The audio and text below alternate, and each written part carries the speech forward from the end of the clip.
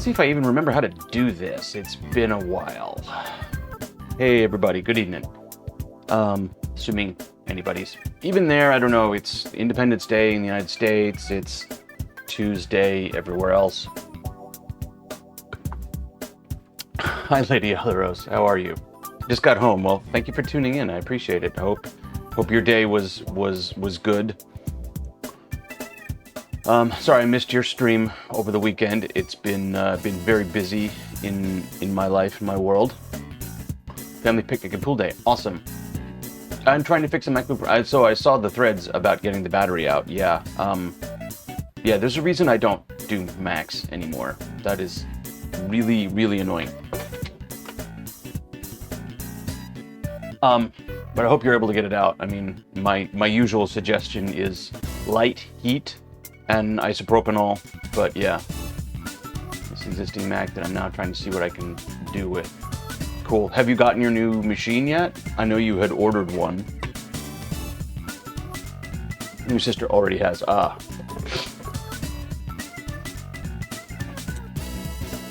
Sorry, my bench is an absolute mess. Oh, cool. Cool. Well, I hope you can get that going again, or, you know, maybe folks at KFest can help you get it going if you can't get it running by then.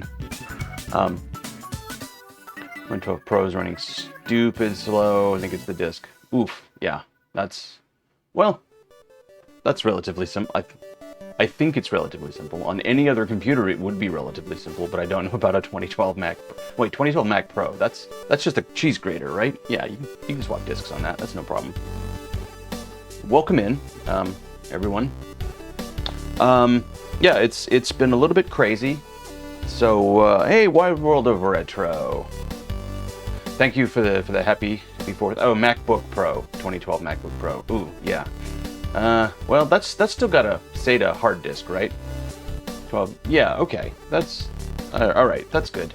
I used to have one of those kicking around here. Finally got rid of it. It was my mom's forever.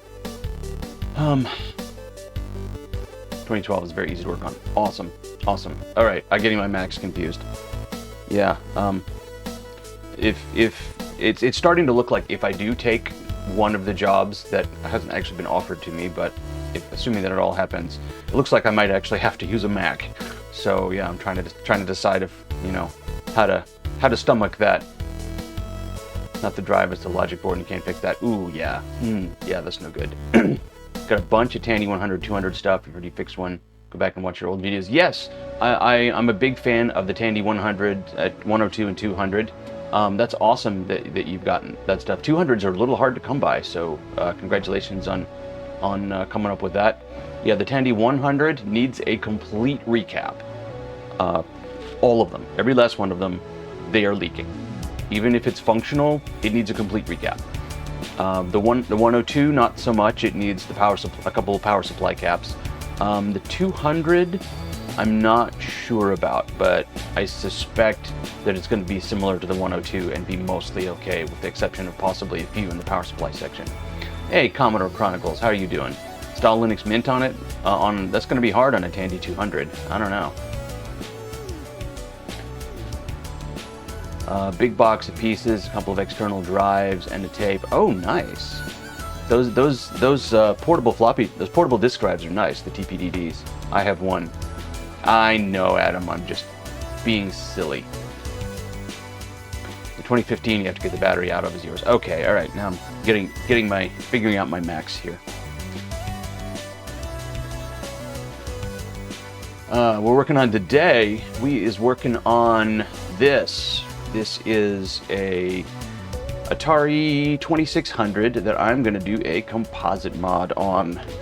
So, I just got back from Boatfest, which was an awesome vintage computer fest in West Virginia. And I went there knowing that I had a bunch of stuffs to do. And some of them, and I had some surprise stuff to do as well, because Paul Pajaco showed up with a BBC Model B to give to the folks there. So I did a US power supply conversion on that. I just, for whatever reason, because I'm me, I had a NEMA 515 plug-in ready to go. So I was able to change the plug and switch the link on the power supply, so it now works on 110. So I did that. Tried to fix up an ST. The ST this was the ST that I actually had sold to Boat a while ago. Go back to this other scene. This is the ST that I had sold to Boat a while ago. It was acting up, and he was going to sell it, and I'm like, let me see if we can sort this out, so you don't have to sell it as a bum machine. So in the end, actually, I thought I knew what the problem was. Open it up and try to turn it on. It's just dead, like dead. And I'm like, I have no idea what happened to this thing. I just like, all right, let's just undo this, and I'm gonna give you your money back, and I'm just gonna take this machine. I'll take it home, fix it up, and find a new home for it, whatever. And he was like, cool, that's fine. So we did that, and then the folks from Retro Rewind were there, and Jason Warnes from the Retro Rewind crew was like, I'd really like an ST. And I'm like, well, I've sort of got one here. And I explained to him what was going on. He's like, man, that sounds like something I can tackle, because he works on these machines. I'm like, all right, I'll give it to you for what I sold it to Boat for, which was basically, the machine was originally free to me. What I did, the deal that I had made with Boat basically was he paid for the power supply fix and the VGA adapter that I included, because the ST has a weird monitor port. And I just basically, the idea was, I'm just gonna give you the machine, just pay for these other extras, because the machine was free to me. So anyway, I passed on to Jason for the same price, and hopefully he's gonna get that up and running for him. But all STs are bum machines. I don't know about that. STs have the infamous Jack Tramiel quality issues, but I think they're still quite good machines, honestly. So yeah, what we got here, this 2600, let me go back to the bench. Hey, Texas Foos, happy 4th of July to you as well. Happy Independence Day. Yes, this is a 4-switch 2600. I don't know if I lost one of these pads or if that was in there. But anyway, one of the things that I had planned to do while I was at Boat Fest was another awesome retro streamer, Mr. Cola, had a 2600 and wants to stream it and needed a composite mod. I'm like, all right, just buy the parts kit. I'll put it in when I get there. Unbeknownst to me, not all models of the 2600 are compatible with the UAV mod that I told Cola to get. So I was like, So I said, all right, give me the board. I'm going to take it home. I'm going to do a different type of composite mod on it for you, and I'll send you the board back. And in the end, you'll have a composite modded 2600. Because I was very annoyed that I did not realize how many different versions of the 2600 there are. Thoroughly enjoyed the ST at Boat Fest. Oh, thanks, Commodore Chronicles. People really did seem to enjoy that show and my machines. I was very happy about that. The BBC Master got tons of play. There's some great game contest on that. I did a high score contest for a game called Astro Blaster. People got some really good scores on that game. But yeah, there was it was a very fun thing. People were really interested in mostly the BBC, but also the Naboo, and the ST got plenty of play too. So I'm glad folks enjoyed it. Oh, I did actually have a couple of pickups there. I should probably show off. These are just entirely because I love something about them, not necessarily because I actually want the thing. But I picked up this from the free table, Gunby F99. This, I'm assuming, is a shoot 'em up, and it's for AGA Amiga, 4 megabyte fast RAM, so fairly advanced Amiga game. But the thing that I love about it is, you're like, in case you're sitting there going, what on earth are you picking up a CD-ROM game for an Amiga? It's floppy disks. It's 2 floppy disks in a CD jewel case. I was like, I don't care what game this is, I need to have this thing. So I grabbed it, even though I can't imagine I would actually like the game. But I was like, nope, nope, this is mine. You tried to pick it up but failed. Did I unload the Sony PVR? Yes, I did. So I sold everything that I brought there to be sold. I sold the PVM, I sold the arcade fight stick, I sold the Tandy 102, the Sony PVM, yeah. I was genuinely surprised that that thing went for the money that it did. I tried to be very honest about the condition of this machine, but people were like, nope, this is good, and in the end, the gentleman who picked it up, he fired it up right there. I included one of the adapters, and he's like, yeah, this looks great, and I'm just looking at it going, I see all the problems with this monitor, and he's like, nope, I love it. So, great. That has a new home, and it's not mine. So the other pickup was Tempest for the 48K or 128K Spectrum by Electric Dreams Software. So I'm a big fan of Tempest. I love Atari Tempest, mostly the arcade, but basically any version. I'm not sure I've ever played it on the Spectrum. But this one also, I really, really loved the case on this thing. Because, like, it's this giant... It's actually not in the case correctly, even. But it's this giant clamshell with retaining posts for the cassette, and it just goes in there like that. That slots into the actual cassette, and it's just this giant shelf box, you know, with a great big spine for a cassette. I've never seen a package like this. It looks like this might have actually, it looks like this could totally do dual cassettes, even though this one is just a single cassette. Coming soon on Spectrum, Commodore, and Amstrad home computers, Aliens. There are some places in the universe you don't go alone. I bet that game sucked. But anyway, yeah, so I picked this up, again, mostly for the case, but also I love Tempest.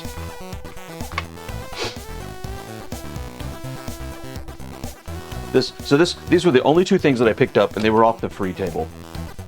I bid on a new Kickstarter reproduction C64C case, so that might be fun to put a new case on my 64C. That went more than I really felt like it needed. Like my 64, you can kind of see it back there on the shelf. If I go back into the other scene, you can kind of see it like right here, there on the shelf. It's in pretty good condition. It's a little bit yellowed. It doesn't bother me, and it doesn't bother me like the $85 or whatever that went for a price. Yeah, it went for a price for sure.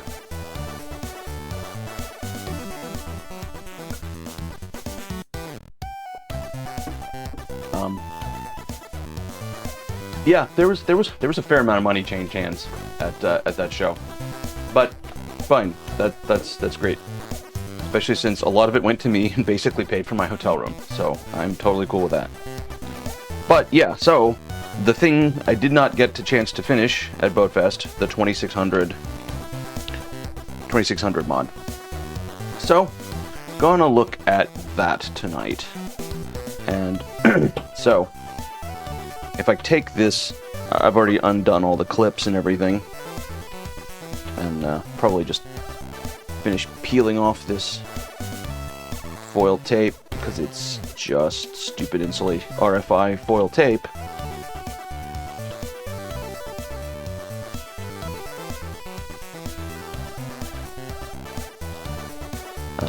But underneath our little RFI shield here, if I can get it off,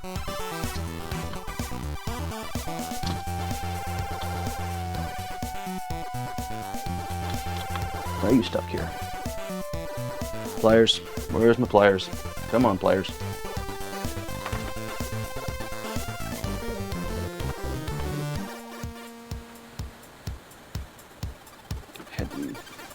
Had them down here a second ago. I would lose everything. There they are. Spent $250. Yeah, there was a lot of money changed hands at this. There was some good stuff in there. There was a CD32 for sale that sold. There were a bunch of Amiga 2000s that Todd Gill brought. Those got auctioned for charity. That was very awesome of Todd. That RF shield. So this shield, I'm gonna go ahead and put back on when it's all done, because it's, I don't know, it might actually even be slightly integral to the case closing mechanism. As far as RFI, I don't think it like really makes an RFI difference, but I'm gonna put it back on anyway. You wanted that Amiga 25, yeah, the 2000 UX or 2500 UX, whichever one it was. Yeah, that one went for $350, I think, which is still pretty cheap, I think, for what that guy was. But you know, not nothing. So all right, here we are. So we're dealing with a 3-chip version of the 2600.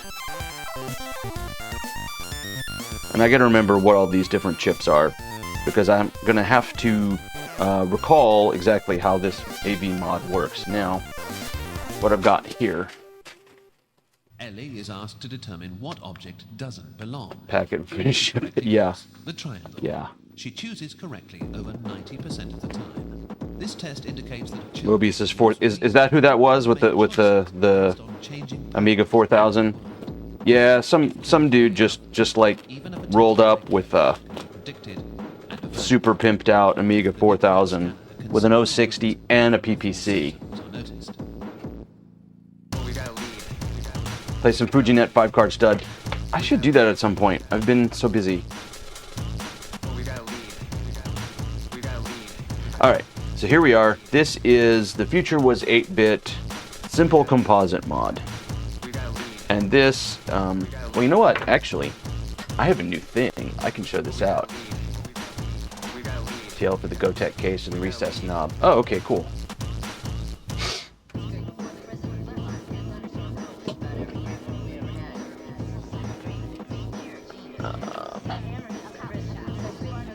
Let's see. So my bench is an absolute mess, just because I haven't had time to put things back together since going off to Boat Fest.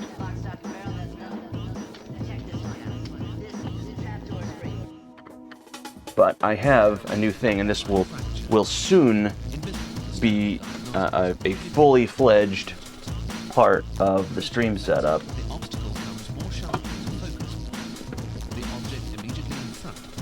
Why is it not working? No, not working because that's turned off. Ah.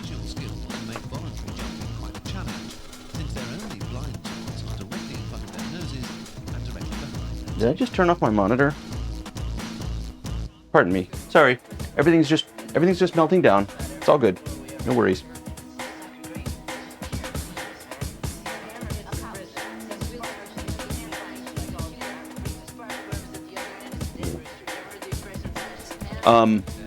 Yeah, so I brought a couple of Gotek mounts. Oh, was this an external Gotek case? I guess I didn't see this one. Streaming on a Sunday. Right, yeah. Hey, Petzel, how's it going? So, all right, other new thing, new addition to the channel here. If I have to go into the gaming cam mode, because that's how it's routed. But it was internal to the A4000. Oh, okay, cool. I have a new microscope, and this one I'm actually going to keep because it actually works properly, unlike other ones that I tried last time. So I can now just slide this composite mod under here. Oh, look at that! It's so wonderful. The other one that I had a couple weeks ago was just so laggy I could not stand it. I could barely solder under it. But this one is quite nice. So hopefully, I need to find a spot for it here on the bench so I can just basically pull it out from back here, switch it on. I have a HDMI switch over here, so it's very easy to just bring it in place of the game machine. But yeah, I can just throw it on there. So this is working quite well. I'm happy with that. So this is the simple composite mod, and it's literally resistor, capacitor, resistor, transistor, another 75 ohm resistor for the output loading, and like that's it. It is super simple. Unlike the UAV, which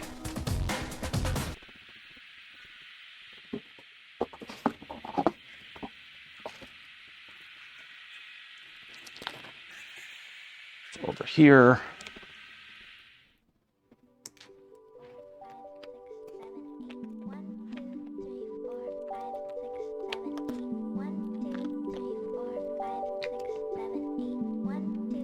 So this is what we're dealing with the UAV.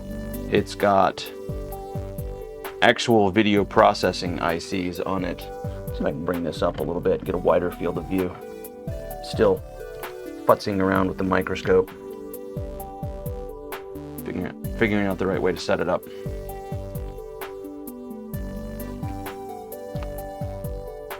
So yeah, it's got this TXD 2145 and let's see, 74HC85. I guess this is some sort of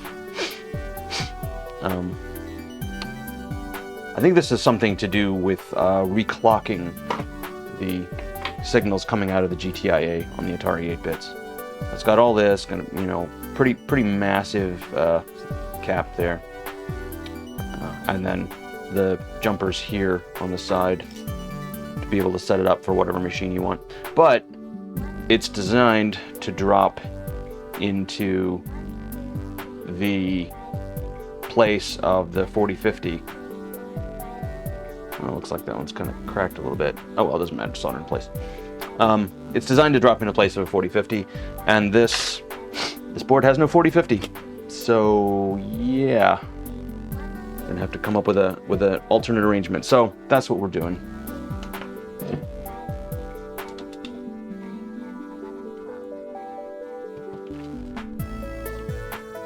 So I'm going to see about fitting this other composite mod into this 2600 instead.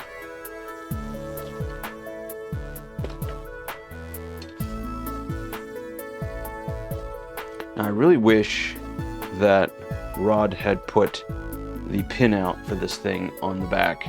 And unfortunately, I think this means I'm going to have to go digging through my email to find it, figure out where this needs to go. So, hope y'all are ready for an exciting stream of Josh at the web browser.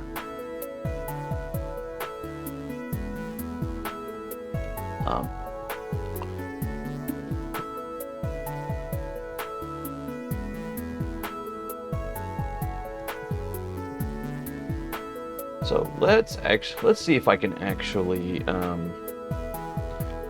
future was 8-bit simple composite mod.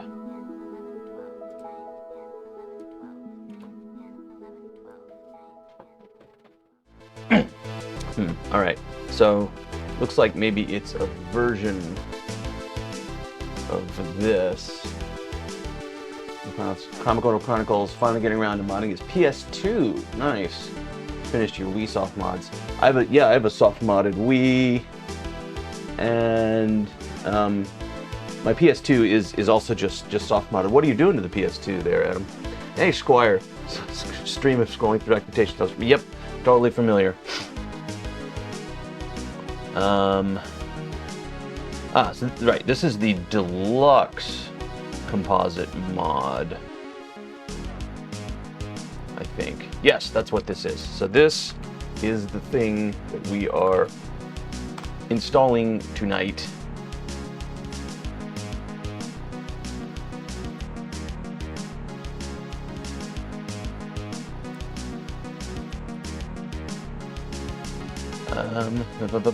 So I need to find the documentation. Blog covering installation of deluxe mod Atari consoles. Ha!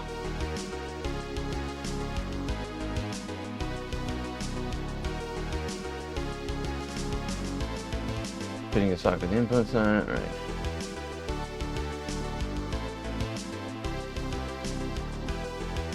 So what I need to find is... Okay. So this is what we need then. Let me see if I can actually bring that in. Adding a 1 terabyte drive, setting the network shares to move games. Ah, nice, nice. So it's a PS2 fat. Yeah, my PS2 is a slim, unfortunately. Let's see.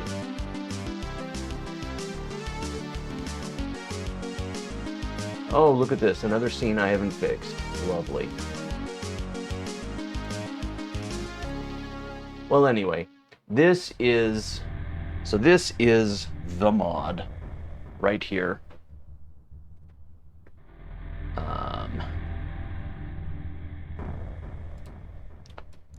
I wonder if I can fix this real quick.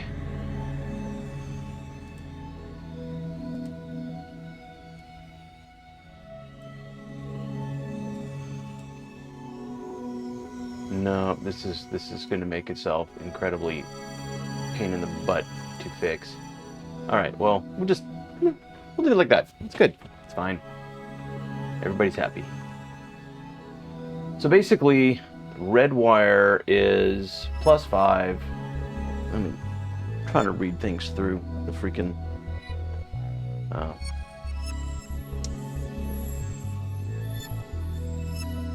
Yeah. Trying to view web pages through OBS is not the right way to do it. Yeah, I know. You use cookies. Thank you for telling me.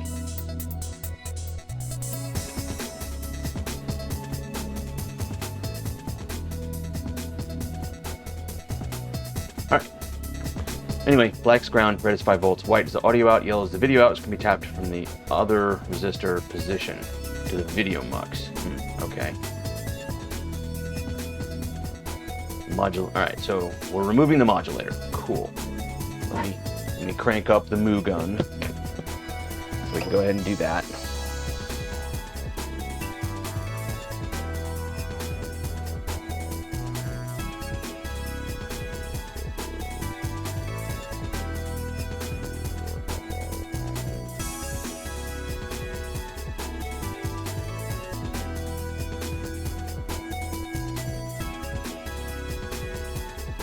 Audio from the TIA. Boy, this is really hard to read. Alright, so not a 6 switch. I think he has 4 switch, 20 Junior.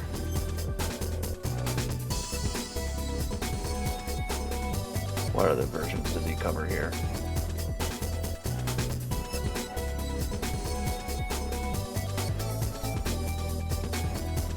Well, this looks like it's basically the same thing. Minor board changes. Does not have the 4050 buffers. Adds a 555 reset timer. I don't see that on this.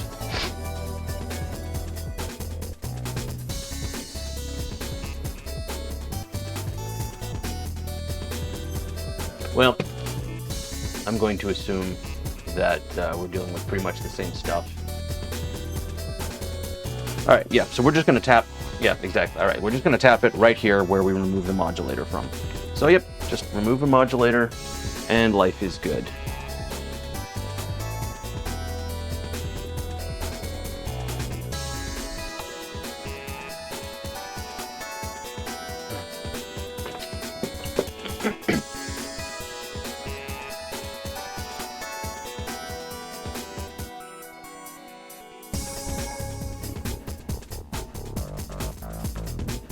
I mean, some people like Macs, you know, I'm okay with people liking Macs. I'm just not one of them.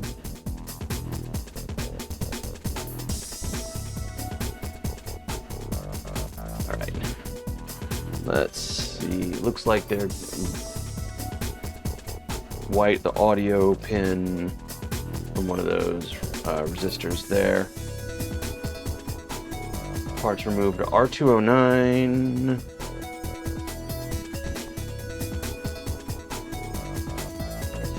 207, Q201, which is this guy right there. Yeah, okay. Alright, I'm just going to go back to the main bench scene so y'all can see what in the world I'm up to. As it looks like the desoldering gun is heated up. Let's give it a little clean. Yeah, there we go. And get down to business desoldering some components. So, as I always like to do when I'm desoldering stuff, let me try and get the camera in here a little bit better.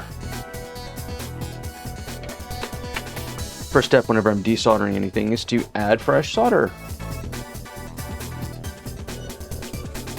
So this row right here is the modulator.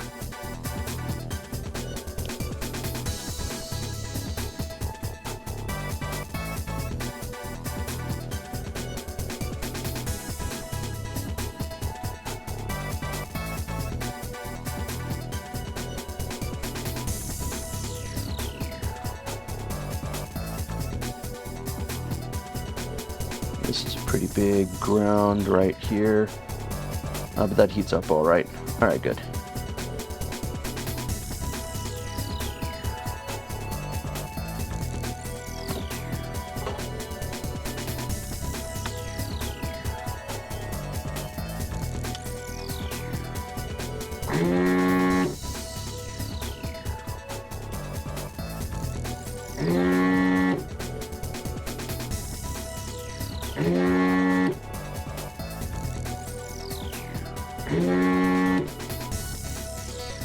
Give this one a little more time.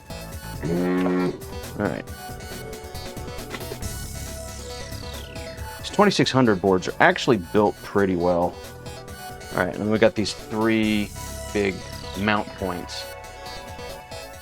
Hey, damn good vinyl, what's going on? It's Jesse, right? Good to see you.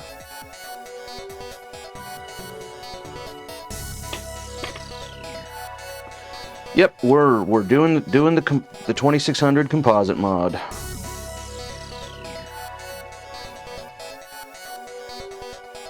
I'm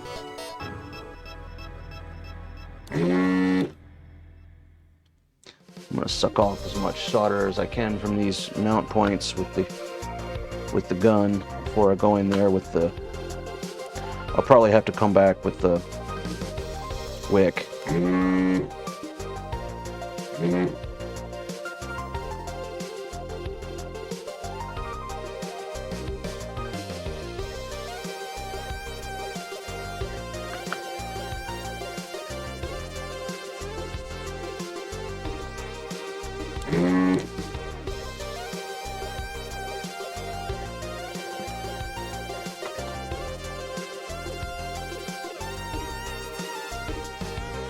Little dab of flux.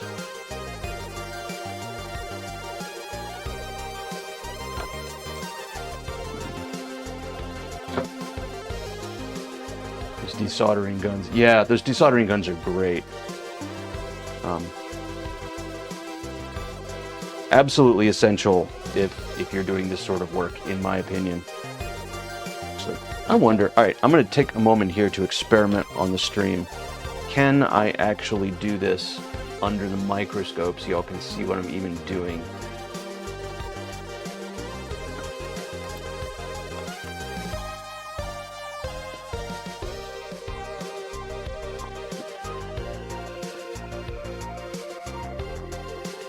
I don't know if the scope is even going to be able to focus on this. Being so, I don't know. All right. So it looks like we pretty much got these guys. Yep, that's moving. It's good. All right, it's ever so there's an ever so slight delay on my picture, so I have to get used to working underneath this. 9 2600, each one's a different make. Yeah, Atari really just like whatevered this.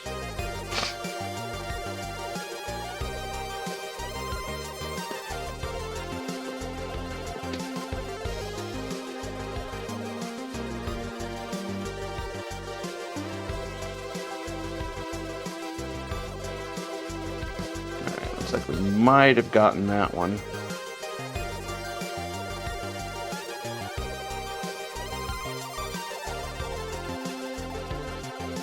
We'll see. Oh, I need my fume extractor.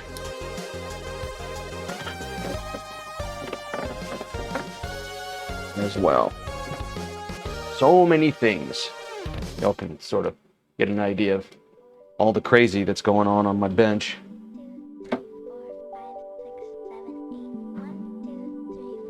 Alright. This one, oh yeah, that one's still very much attached.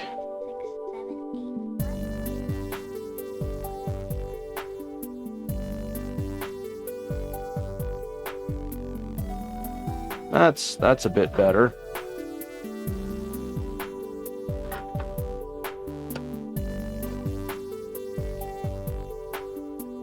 That might have actually gotten it. A bit on this side just to be sure. Whoops.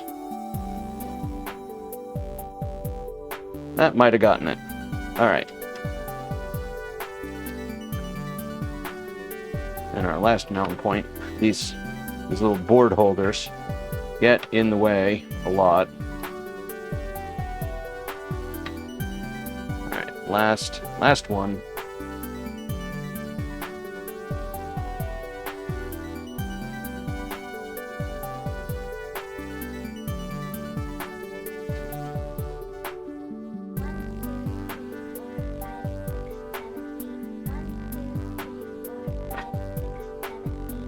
Left-handed soldering here.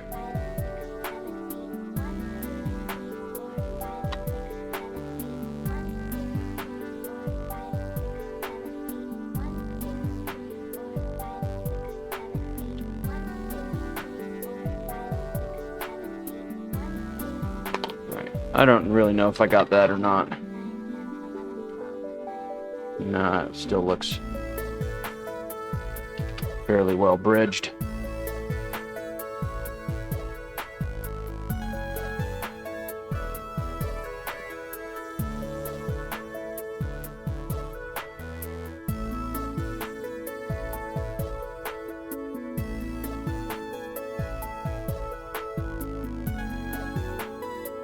All right, that might have gotten it. Let's see.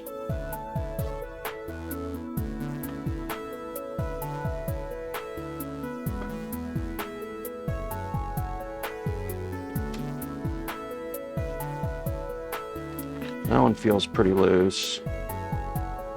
These two here, not so sure.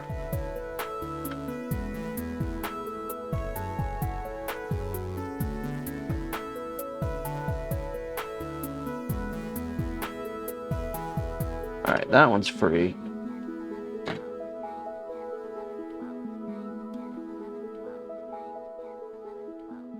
This point right here, is that... Oh, there's a whole nother mount point here, Josh. Jeez.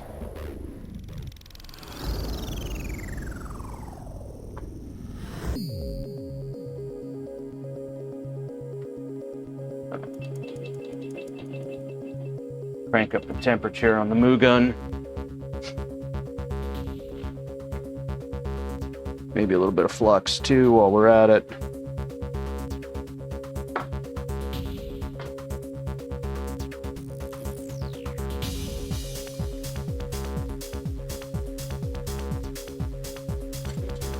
Right, that's...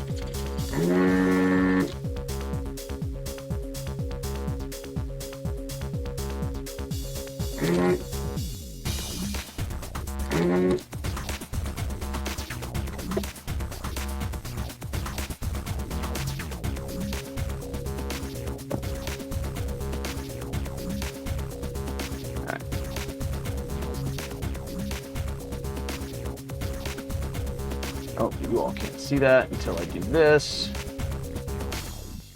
Okay, this could work. I think I can figure out a way to make this work. I need to set up some hotkeys again, though.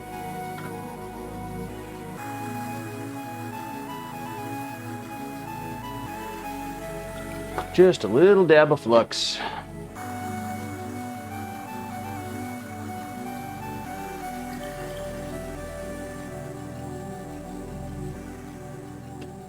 All right, and yep, that's wiggling around nice and good now. Let's see.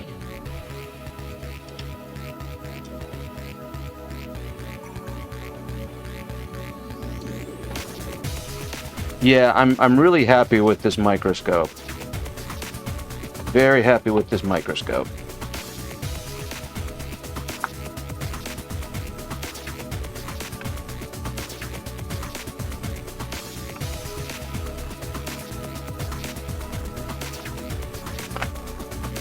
All right, and that is out.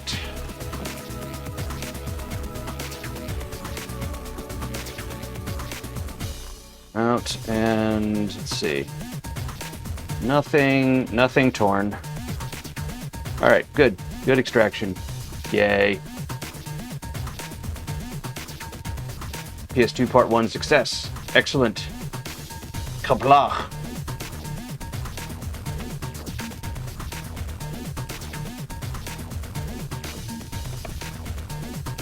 All right. Push the scope back out of the way.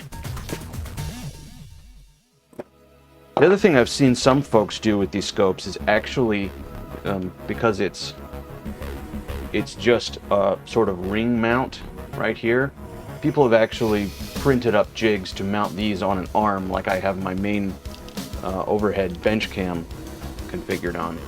So maybe I will mess around with that. Glory to you and your house. All right, so let's see. The next thing we need to do is we need to remove a few parts.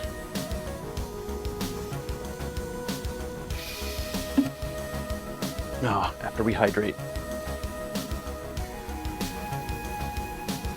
All right. R209, R207. So, all right, this transistor clearly needs to come out. This guy right here. So let's go ahead and do that. Oh, gotta take the bottom shield off.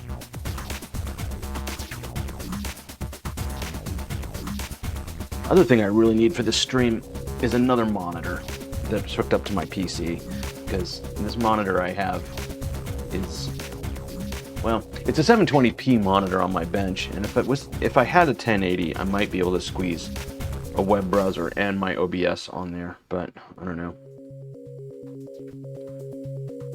All right, so it looks like it's this footprint right here.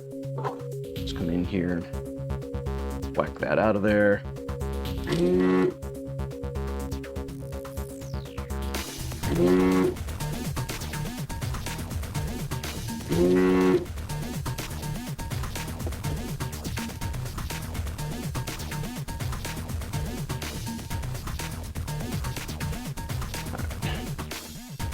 7L201. They actually take out the inductor. Wow, that's hardcore.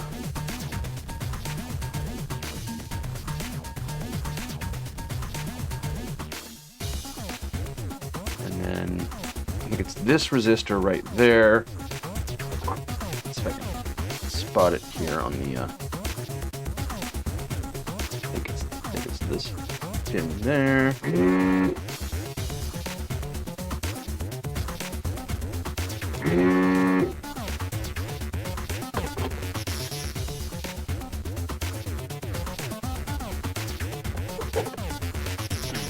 Pry that up now. Yep. That's out of there. That's R207. Doesn't look like he removes 209. Removes this. It's this part gets removed. Is that even a resistor? Oh no, that's R209 right there. All right, I'm dealing with differences between his board version and this board version.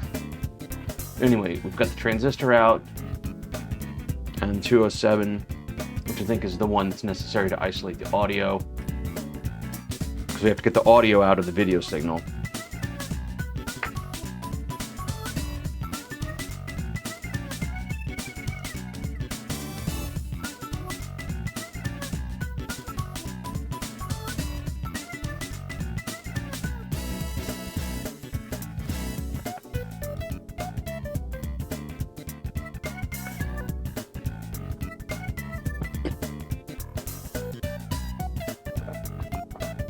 Find my Q-tips. There we go. Just go ahead and clean this board up, and then I think we can put some wires in. I think this is all the parts that I actually need to take off of the board. I don't want to remove too terribly much. I can remove them later if I really need to.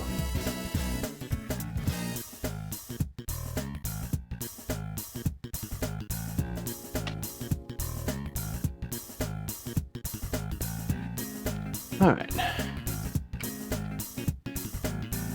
Now, the other issue with this mod is that I did not bring the case. And in hindsight, that was actually a little bit dumb, because it would be nice to just go ahead and do the installation of this board on the plastic case and just send it back to him fully done and tested. But that's not the situation that I'm in. So for right now, I also don't know how much to trim these leads. So I think I'm just gonna leave them completely, leave them at their normal length. And Cola can route them however he needs to.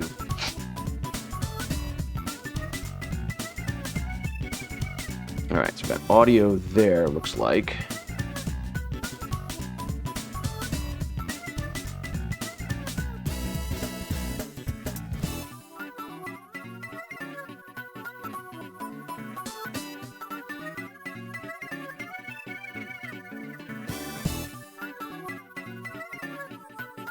Then, yeah. All right. Just gonna do this one wire at a time, I think.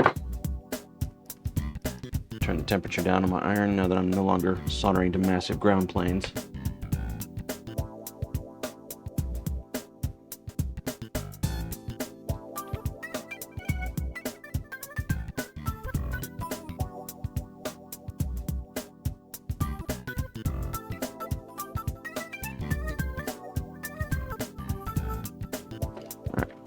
There.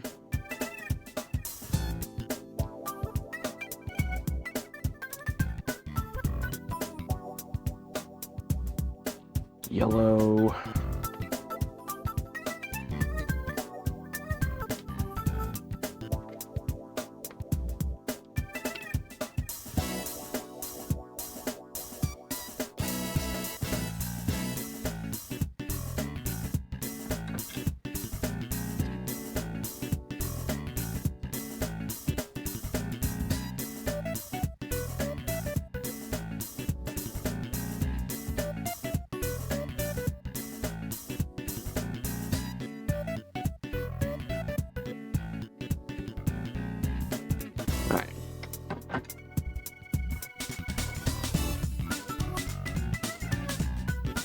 Nope, black is ground. Red, this is power, because the power would have been fed into the modulator, so we're just going to pick it up off of the same terminal that would have fed the modulator with its power.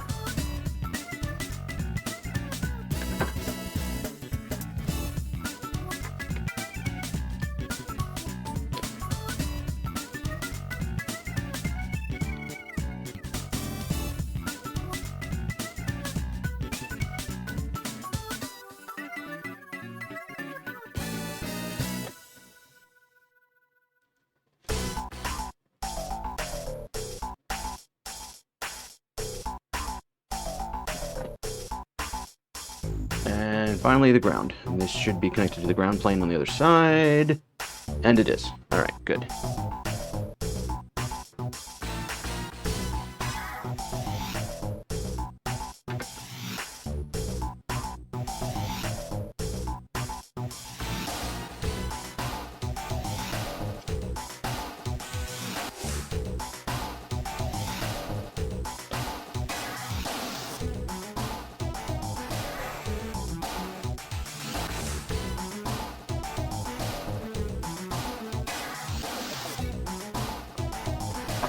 All right.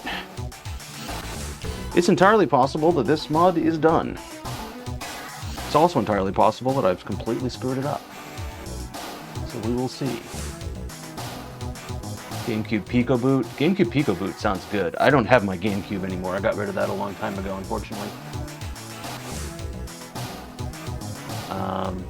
This 2600 mod, Game Gear recap. Oh yeah, Game Gear. Update software. Does this get rid of the channel 3-4 switch? Yes, it does. And in fact, what some people then do is to actually mount this board where that switch used to be. And I may in fact do that now that I think about it. Actually, it's this right here, I think, is the channel switch in it.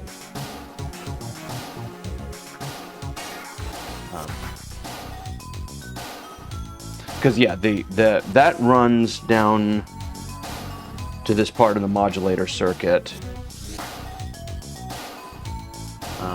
This trace right here, and goes and feeds into the modulator. So that's all this switch does. So we can, yes, we can actually just take the switch out.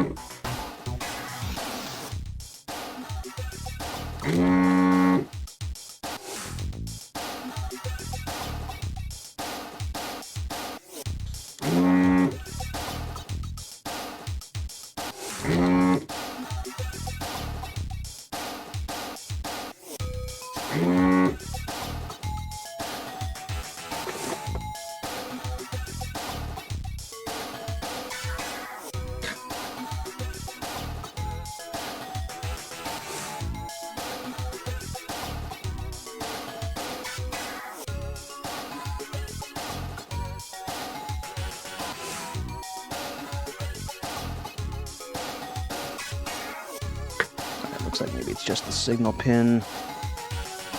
Yes, signal pin is just so attached. Good.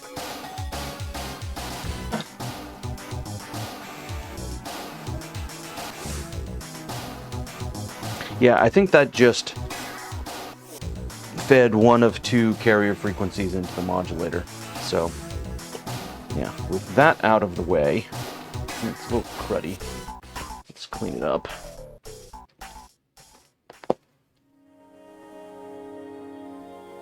I need to investigate more on the PS2. My PS2, I got one of those memory card to SD adapters, and I want to set it up for loading that because, like I said, mine's a slim. And even though I could do it over the network is kind of can be laggy, is what I hear. I don't know. Ozone, yes, it's a thing. It's a 2600 thing. Went destructive when you did this mod, added 3 females. I mean, a lot of people do that. And I'm personally am totally okay with people who do that. But this is not mine, so I'm not going to make that call. Actually, now that I've decided basically to put this right here, I don't need nearly as much length on these wires. Could trim them back. Maybe we will do that. But for right now, we're just going to test it and see if the stupid thing even works. Yeah, I mean the 2600 is the CPU, the Riot, and the TIA, and that's it. Memory card SD has limited compatibility. I mean, I've not had much experience with it, honestly. I don't know. I'm not a big console guy. It's just like this was the lowest effort to get in there. And yes, I did get one of the official ones. I got it like right when it came out because I was pretty excited about it. All right, take a quick break, wash up, and then we'll come back, fix this guy.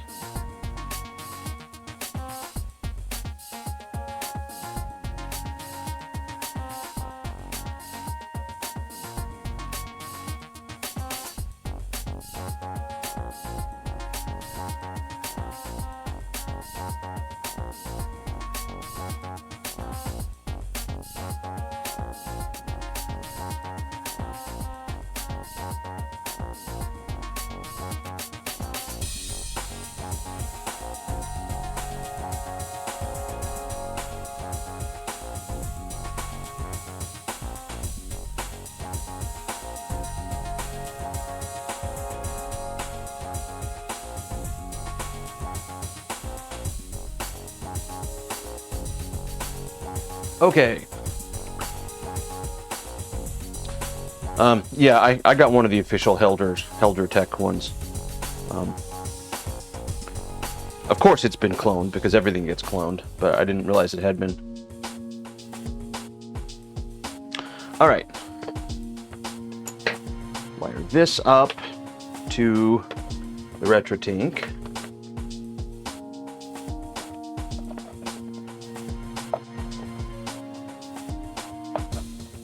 And then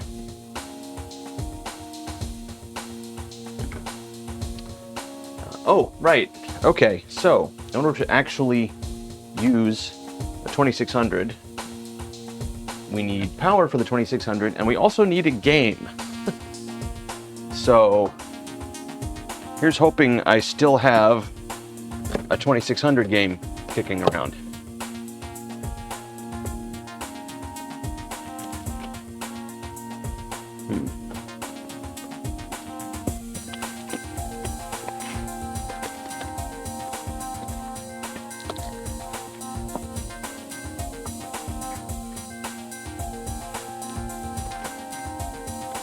Well, it's not in the box that's cleverly labeled Atari cartridges.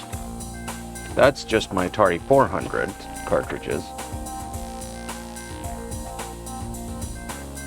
I hope this isn't one of those cases where I just gave it away because I don't have a 2600, rather than thinking a little bit more clearly to myself, if I ever need to work on a 2600, I need a cartridge, and so I should keep the one cartridge that I have.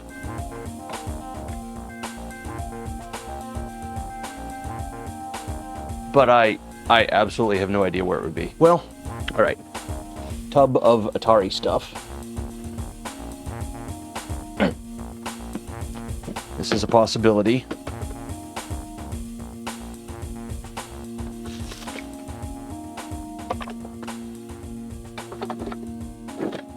Nope. Nope. Nope. Okay. That's, again, all Atari 8-bit stuff.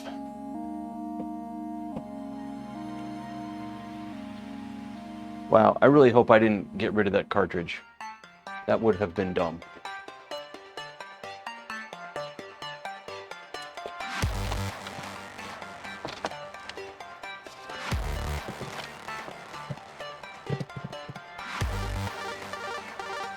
Well, this may be another very short, unproductive stream. I can't actually test the thing.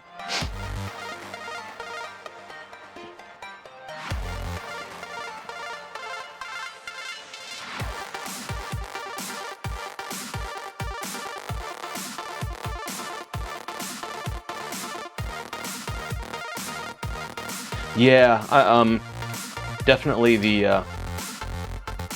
definitely know about how slow the USB. It's like 12 megabit USB on the PlayStation 2, isn't it? Curses. Absolute curses.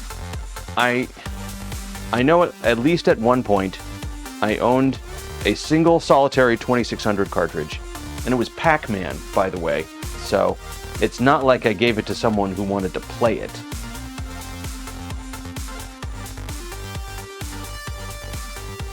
I really thought it was with the rest of my Atari 8-bit cartridges.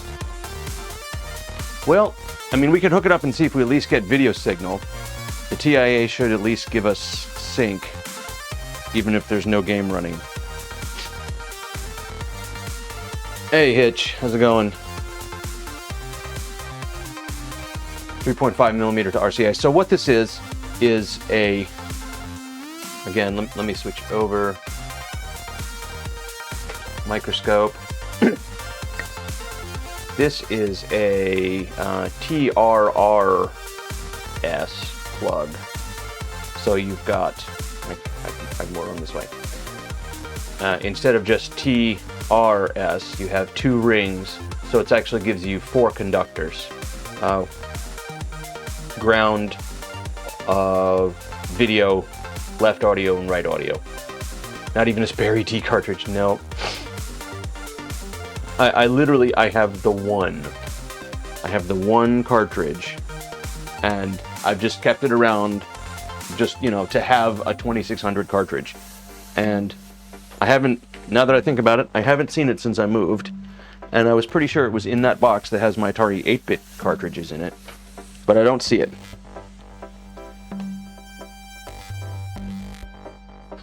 I mean, it is a terrible game. You're not wrong, Damn Good Vinyl. But, you know, it's just something. And I didn't feel bad just, you know, having... It's not like anyone's ever going to play it. So I can just have it and I don't care. One last place to check would be...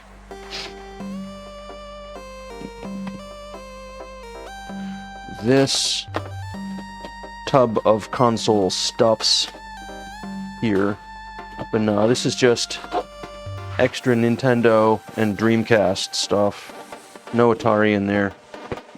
Dag nabbit.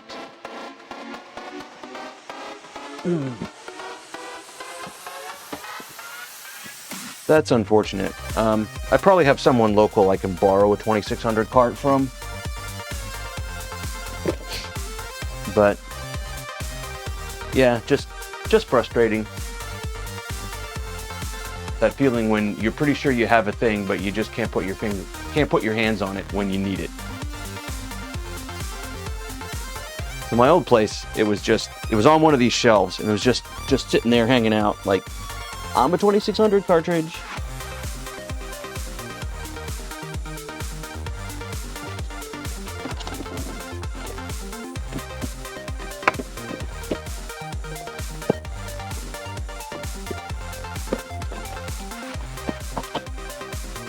Yeah, no, it's really not in there. Shoot.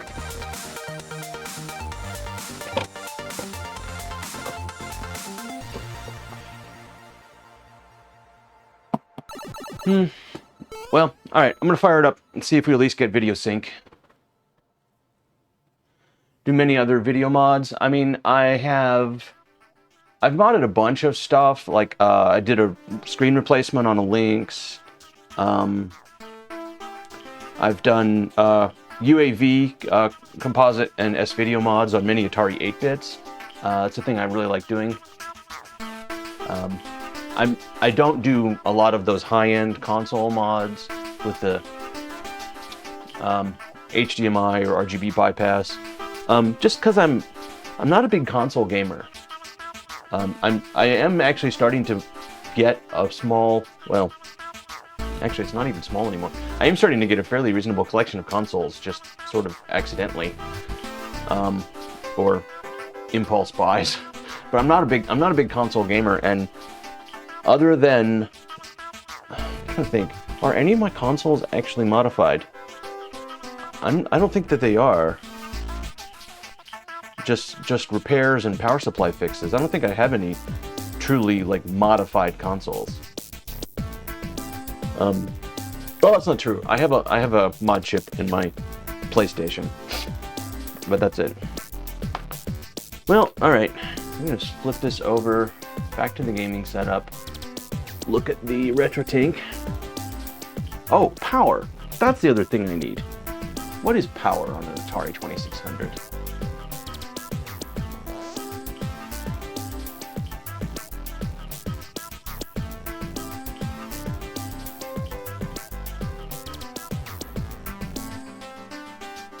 Atari...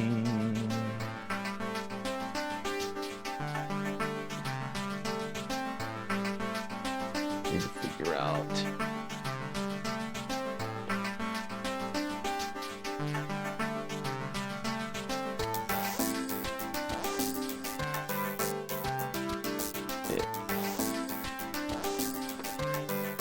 See, is it 9 volts?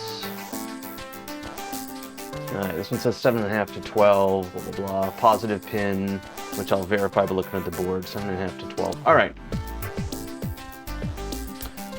But it's one of those cursed power connectors. Okay, I know what we need to do.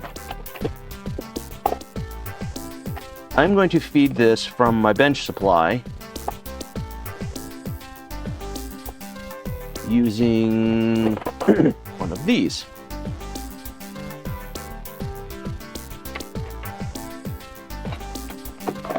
Need another little scrap of wire. You will do nicely.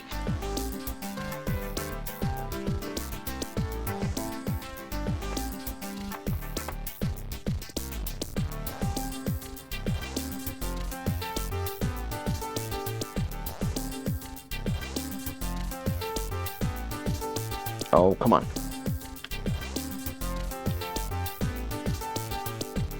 So, sorry, this is off camera. I will show my homework here in a minute.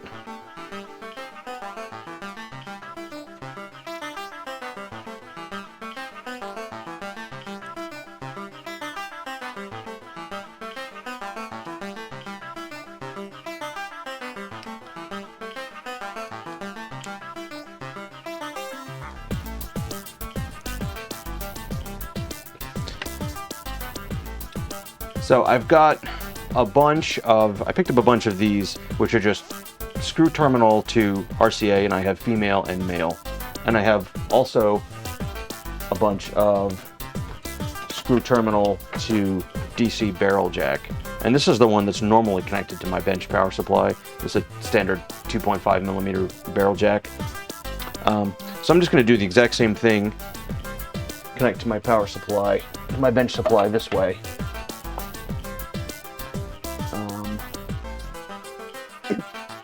But in order to get to the 3.5 millimeter, I'm just going to use an audio adapter. Now let me just verify. Yeah, all right. Yeah, this looks like center positive because the big ground plane is on the shield. So this will be center positive. What do you mean by composite mod? So, the 2600, Atari 2600, its only AV output by default is RF, TV RF. And so originally it had this modulator sitting there, and that's actually connected to this RCA jack on the board that runs to the long cable that connects to the TV. And so this is modulated RF that will connect to a TV, but modern things don't like RF. You'd have to have some way to convert it back to composite. But the composite signal is actually basically there on the board because it gets fed into this modulator. So you can use a simple mod board like this, which is just a buffer, basically. A buffer and amplifier to give direct composite output from the Atari 2600. So that's what I mean by composite mod. And it's super common on the 2600 and other consoles that only ever had RF. Adapters all the way down, yeah. So let me dial in my bench supply here. We're going to do 8 volts at 900 milliamps. Try that. Updating to use composite video out. Yep, just modifying this so a friend of mine can play it on his modern or semi-modern stuff and also stream it.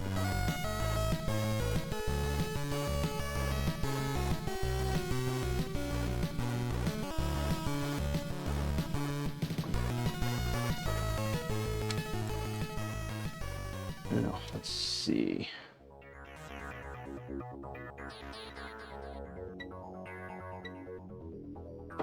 All right, I'm gonna bring up the meter here.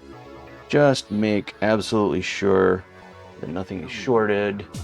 We're reading in the kiloohms, so that looks good on the power connector. That's what we expect to see. Now, which one of these is actually the power switch? I bet I can tell just by looking here. Looks like it's run over here. I guess that's the power switch. I could probably just Google it.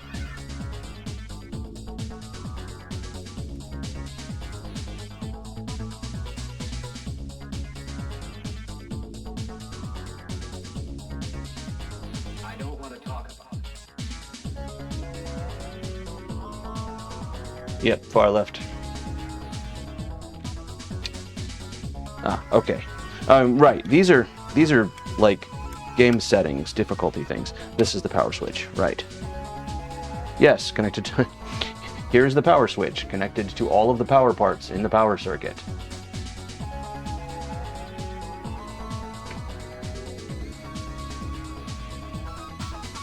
Alright, so that is the on position. Let's see what we get. Let's see what happens.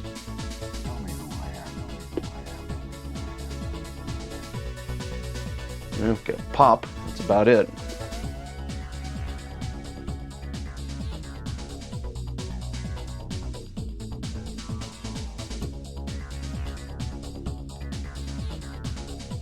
Nothing. Absolutely nothing.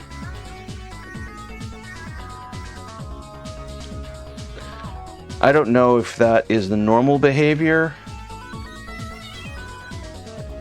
I would have expected to see video sync at least.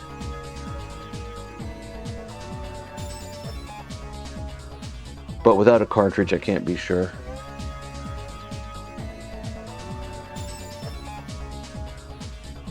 Try to hooked up right.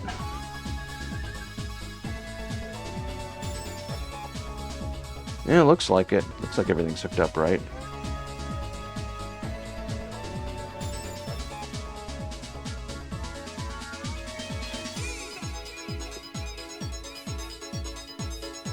For the cartridge again, you'll find it.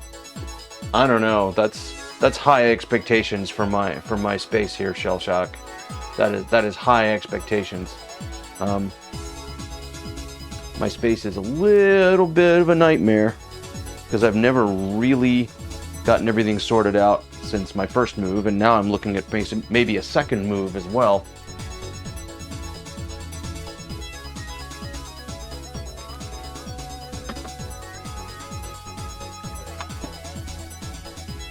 And there's still just this nagging feeling in the back of my mind, like maybe I got rid of the cartridge. But I don't even know what I would have done with it.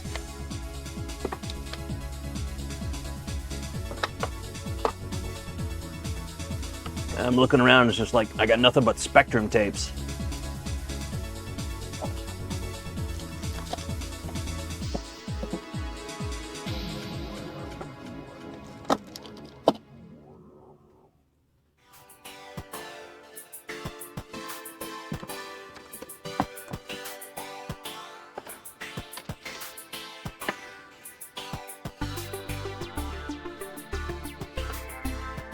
Yeah.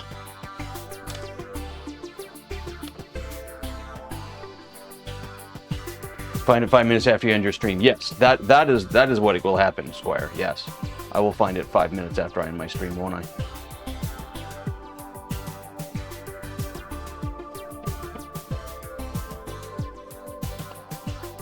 I'm trying to think, would it be in any of the other tubs of retro stuff that I have kicking around here? That's Spectrum stuff.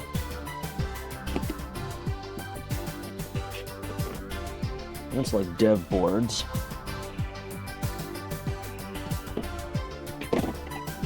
That's PC parts. Serial cables. What's this?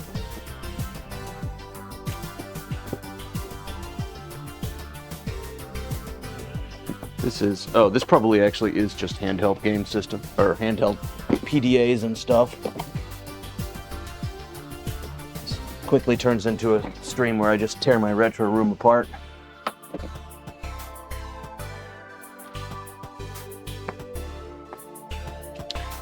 More, oh, this is all my Wii stuff. Oh, this is my Wii. Okay, cool. I don't know what that is.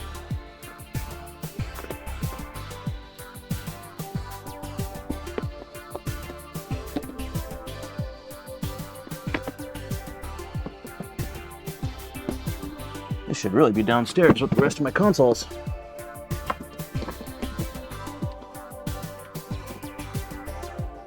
Okay.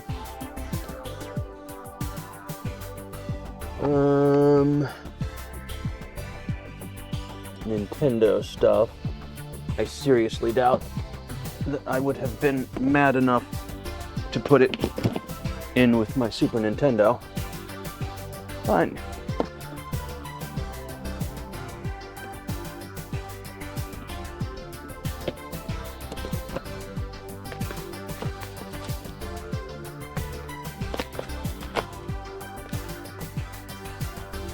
Controller. What is this? Oh, this is my Game Boy Advance setup. Oh, wow. Okay. I have...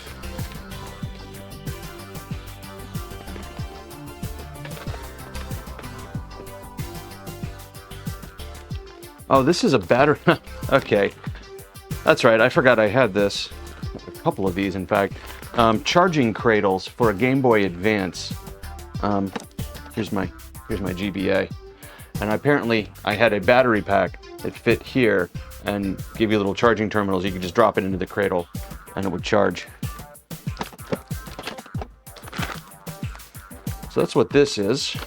And well, it looks like Mario Golf for the Game Boy Color. All the most random stuff.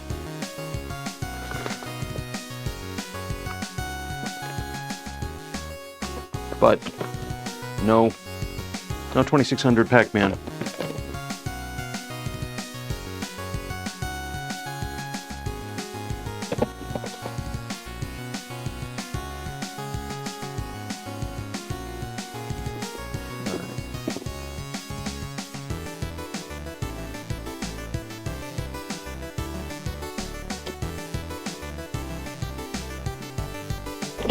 TI stuff, Commodore stuff,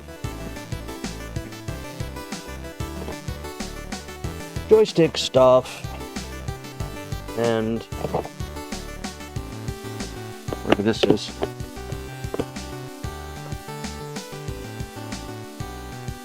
What's this? Check the bin marked random game cartridges I probably never use again. Boy, if I had that. Oh, this is my PlayStation 2. Oh, okay.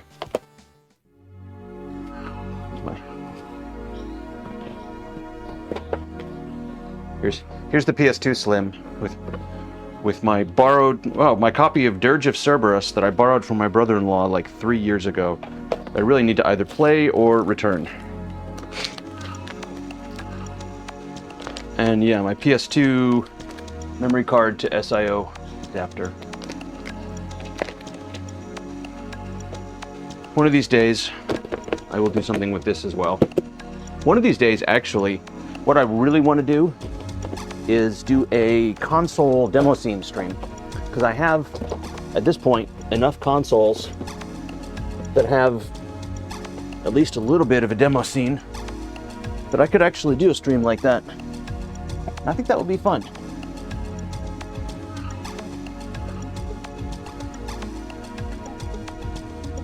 Hey Joe, what's going on? Unfortunately, I'm just getting to the point where I realize that I can't test the thing that I'm doing tonight because I don't even have a cartridge for this 2600. So we've got the probably not more NTSC demos. Yeah, like the Dreamcast, that's basically region free. The demos there run fine. The PlayStation 2, that's a good point. The demos might be PAL. I don't know how well that would work. I'll have to check that. Chase some lines, yeah. Well, I mean, we've got... Well, to make a long story long, I was going to mod this. I was going to install a UAV in this for a friend at a retro fest I went to last weekend. Unfortunately, I didn't realize that this is one of the ones that doesn't take UAV because it doesn't have a 4050 mod. So I was just like, okay, I've got the simple composite mod board at home. I'll put that in for you. Just give me, and I took the board home. He brought his Harmony cartridge to use at the fest with the modded machine. I didn't want to take his Harmony cartridge with me. That's kind of unobtainium, kind of irreplaceable these days. So I was just like, I'll just take the board, because I knew somewhere in this hellhole of a retro room, I own a 2600 cartridge, and I can't find it. So that's where we are tonight. Have you worked on many 2600s, Joe? Can you tell me if they would output video sync with no cartridge connected? Haha.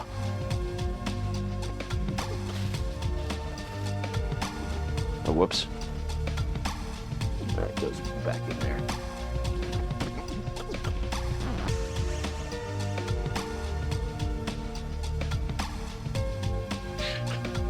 chase some lines, race some beams, you know, 6 of one, half a dozen of the other.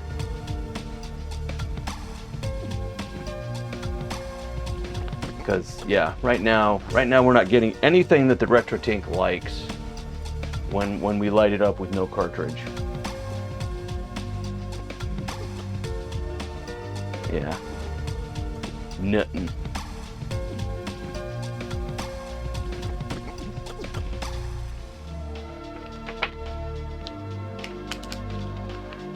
Put the UAV back in here before I lose it.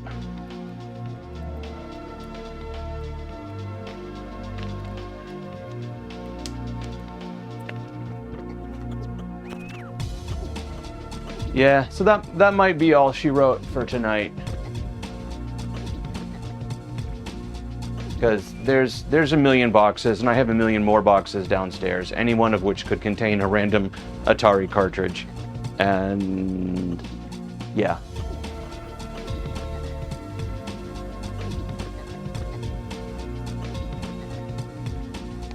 Nope. What's the UAV do differently than this? Okay. That I can spend a minute talking about.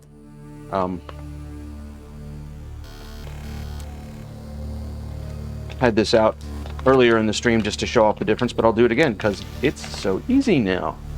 I just flip these 2 buttons and then do a little of this, a little of that.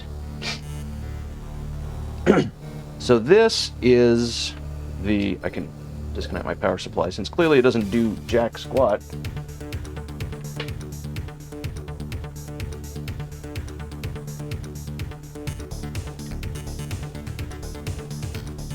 So this is the simple composite mod, and it takes in our video signals over here and routes them to a very simple single transistor buffer. So it's just being a little current amplifier for the onboard video signal that would have been sent to the modulator originally. Here's our modulator board in giantness. So a very very minimal but still effective little device. Very cost effective. The UAV, on the other hand, the Ultimate Atari Video, has ICs on it to, this one here will reclock pixels coming in from the video circuit, and then this one here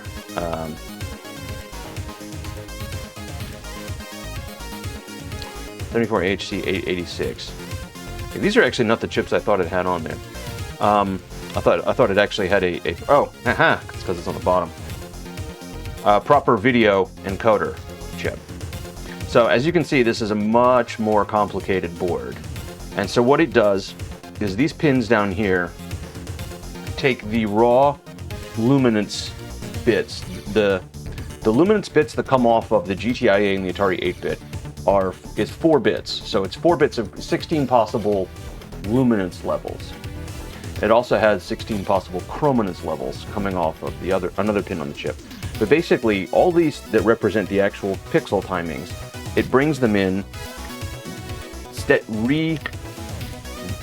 restabilizes the clock with the logic up here, and then sends it to a proper composite video encoder here chip on the bottom to generate a whole new composite video signal from the raw 4-bit luminance and chrominance output from the GTIA. So it completely regenerates and re-implements the analog section of the video generation circuit on the Atari. The digital sections still run with Antic and GTIA, that's 100% original, but it completely re-implements the analog part, which frankly was pretty terrible on an Atari 8-bit. So that's what the UAV does. And it's compatible with TIA, GTIA, and CTIA machines that use a 4050 buffer, and that's what these pins down here plug into, is that 4050 buffer. Unfortunately, this board doesn't have a 4050 buffer, so we can't use this part.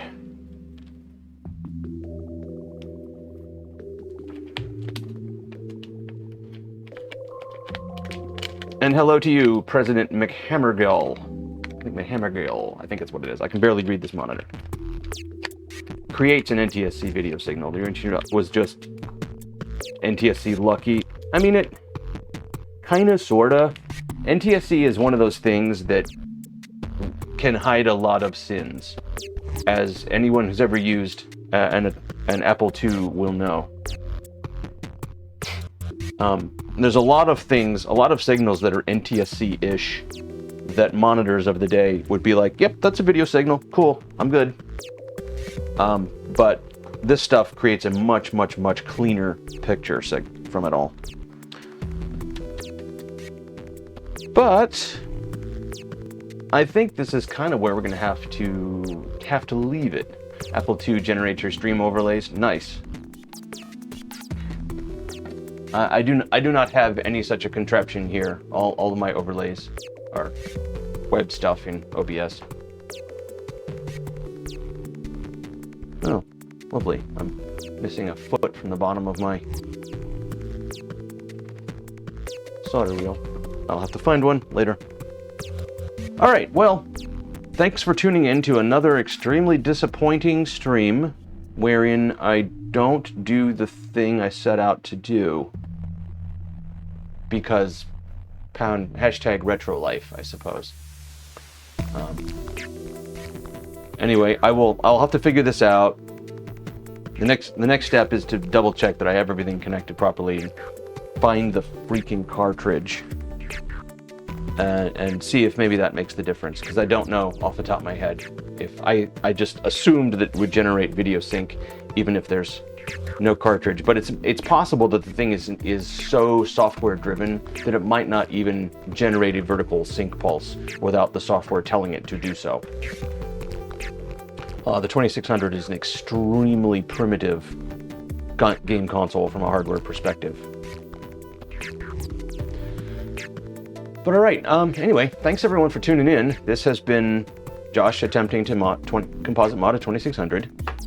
Happy Independence Day to all of my US friends out there, and happy whatever other day it is to everyone who's not. You're welcome, Lady Alaros. One of these days, see how easy this is? You can do it to yours too. Petzold Squire, Lady Alaros, President Hammergill, Shellshock, JCM1, Bahamut, Mountain Stars, Ozone, Damn Good Vinyl, Commodore Chronicles, Retro Hitch. Who else have we seen in here since the beginning? Texas Foos. Thanks everyone for hanging out. Keep the original in stock since the family one. That's right, you keep mentioning that. I keep being like, it's so easy to modify, and you're like, it's my original one, I want to keep it original. And I keep forgetting. Let's see, is there anything going on that we should be rating? I wonder what Sid is up to.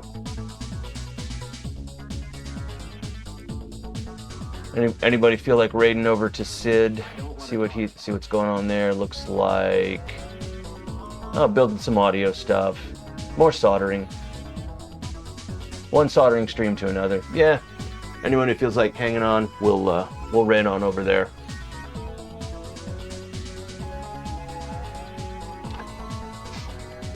All right. Well,